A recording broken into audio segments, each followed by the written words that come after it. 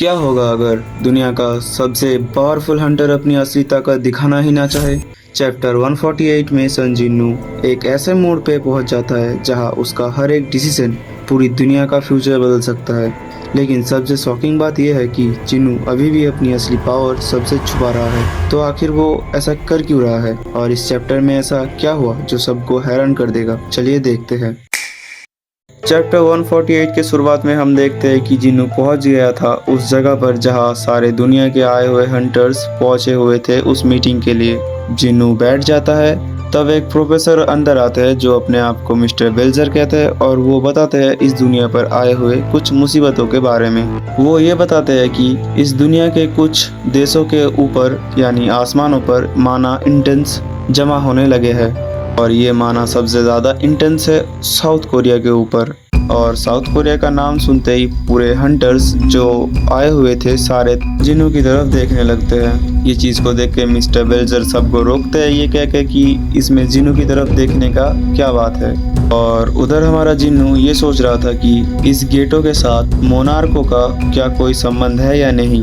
फिर ब्यूरो के हेड सामने आते हैं और वो ये बताते हैं कि क्रिस्टोफर रेड का मर्डर हो चुका है। फिर ये बात सुनकर उस हॉल पर फिर से अफरा तफरी मच जाता है और वो सब फिर से जिन्नू की तरफ देखने लगते हैं ये सोचकर कि इसने थॉमस को बुरी तरह पीटा था तो ये हो सकता है कि क्या इसने मारा है। और फिर हमें कुछ एक्सीडेंटों का पिक्चर दिखाया जाता है और फिर से जब और भी पिक्चर दिखाया जाता है हमें दिखाया जाता है दो ऐसे पिक्चर्स जिसमें हम देख सकते हैं कि जिन्नू की तरफ कोई बंदा खड़ा हुआ है और उसे ही सस्पेक्ट बताया जाता है। तो जब ये इन क्वेश्चन आंसरों का हो रहा था तो सामने से एक हंटर अपना हाथ ऊपर करके ये पूछता है कि क्या इनके साथ जिन्नू का कोई रिलेशनशिप है या नहीं। कोई और चारा ना रहते हुए सामने से उन्हें आंसर देना ही पड़ता है कि ये जिन्नू के फादर है।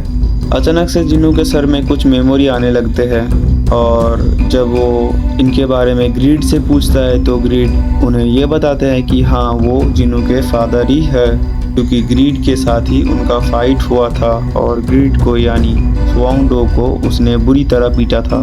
और फिर एक और बार उस हॉल पर फुसफुसानी की आवाज़ शुरू हो जाती है और फिर वो चाइना का 7 स्टार हंटर जिन्नू की तरफ क्वेश्चन करता है कि अगर वो बीस्ट जिन्नू के फादर हुए तो क्या करोगे।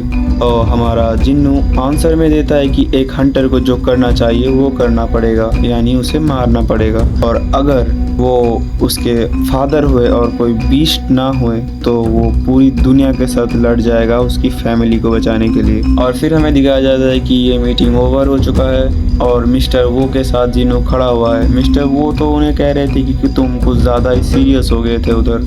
और कुछ ही देर बाद फिर वो 7 स्टार चाइना का हंटर आता है और जिन्नू के साथ हाथ मिलाता है और ये कहते हुए जाता है कि शुक्र मनाओ या फिर होप करो कि वो बंदा तुम्हारे फादर ना हो। लेकिन मेरे हिसाब से असली मज़ा अब शुरू होने वाला है। जिन्नू ने अभी तक अपनी पूरी पावर दुनिया के सामने रिवील ही नहीं किया है और अगर अगले चैप्टर में उसने अपनी असली ताकत सबको दिखा दी तो सारे हंटर्स ही नहीं पूरी दुनिया देख के चौक हो जाएगी। मुझे लगता है चैप्टर 149 में सिचुएशन और भी डेंजरस होने वाला है जिन्नू के फादर को लेकर। क्या लगता है तुम्हारे हिसाब से, क्या वो ह्यूमनॉइड बीस्ट रियल में जिन्नू के फादर है या फिर कुछ और चीज़?